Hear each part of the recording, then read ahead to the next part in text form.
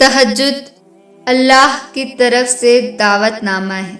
جب اللہ کو کسی سے ملاقات کرنی ہو اور بات کرنی ہو تو وہ اسے تہجد کی لگن لگا دیتا ہے۔ جب یہ سارا جہاں خاموش ہوتا ہے، پھر رات کی تاریکی کے اس عالم میں خدا اپنے بندے سے ہم کلام ہوتا ہے، اور تب یوں محسوس ہوتا ہے جیسے شہرک کی حدوں کو توڑتے ہوئے وہ رب ہم میں سما گیا ہے، اور لہو میں عجیب سی محبت کی کیفیت دوڑنے لگتی ہے۔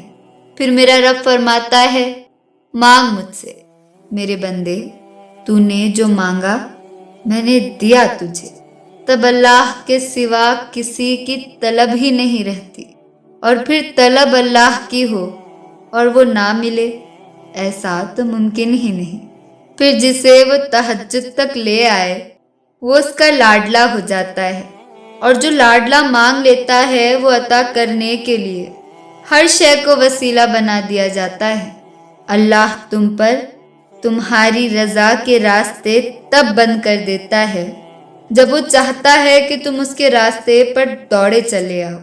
وہ تمہاری دعائیں اس لیے اپنے پاس سنبھال لیتا ہے تاکہ تم ان کی التجا لے کر بار بار اس کے روبرو جاؤ۔ وہ اگر آزمائش دیتا ہے تو تمہیں اس پر پورا اترنے کی ہمت بھی دیتا ہے۔ وہ تمہیں کبھی بھی نا امید نہیں ہونے دیتا۔ یہی اس کی عطا کا انداز ہے کہ وہ پہلے تمہیں مانگنا سکھاتا ہے اور پھر وہاں سے عطا کرتا ہے جہاں سے ملنا تمہیں ممکن نہیں لگتا۔ وہ تمہیں تم سے گزار کر ہی خود تک لاتا ہے۔ وہ تمہیں پہلے تمہاری پہچان کرواتا ہے، پھر اپنا پتہ دیتا ہے۔ تم اپنی مرضی سے اس کی جانب نہیں جاتے، بلکہ جب اسے تم پر بے حد پیار آتا ہے تب وہ ایسے حالات پیدا کر دیتا ہے کہ تم اس کی جانب کھینچے چلے جاتے ہو۔ اللہ تو محبتوں کا بادشاہ ہے، پھر جس نے خود محبت کو بنایا ہے اس کے لیے تمہاری محبت کو تمہیں واپس لوٹانا بھلا کیا مشکل۔ جس کے ایک کن نے اتنی کہانیاں مکمل کر دی، وہ پھر کیسے تمہاری کہانی کو ادھورا رہنے دے سکتا ہے۔ اس کا ایک نام الودود بھی ہے، یعنی دینے والا۔ پھر وہ کیسے تمہیں خالی ہاتھ واپس جانے دے سکتا ہے، جو بے زبان چوٹی کی خاموشی بھی نظر انداز نہیں کرتا۔